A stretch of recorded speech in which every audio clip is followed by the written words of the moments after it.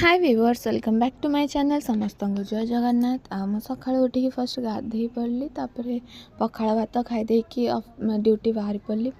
मुझे आज बजार को जाइए सॉरी सुभद्रा शक्ति बजार को मोर आइडेंटिटी कार्ड फिताटा आने तापर मु गला को मोर जे सांग थे से स्टोर ओपन कर सारी तब आसु आसुका मत नजारा मिलला मस्त वाला नजारा। फास्ट माने ये बसी बसिक ना ये सब देखा बहुत बढ़िया लगे सत कथा।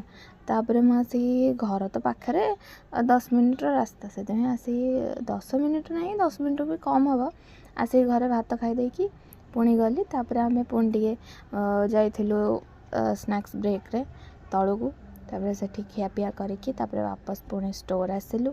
तापर स्टोर बंद करदे घर को आसिक देखे तो रास्ता जाक पानी माने पानी कहबी ना झरणा कहबी से पूरा माने बोही चलती पाइप फाटी जाए एक्चुअली से झरणा भाया पानी बोही चलती वेस्ट पूरा। तापर घरे आसिक देखिली कि मम्मी मो पियाजी रखी थिला बाबा आनी मो से रखीदे तापर राति रे खीरी आउ रोटी आउ पोटल आलू भजा खाईदेली तापर शोपड़ी बहुत ज़्यादा टायर्ड फिल होता। तो ये वीडियो बस ये देखा नेक्स्ट।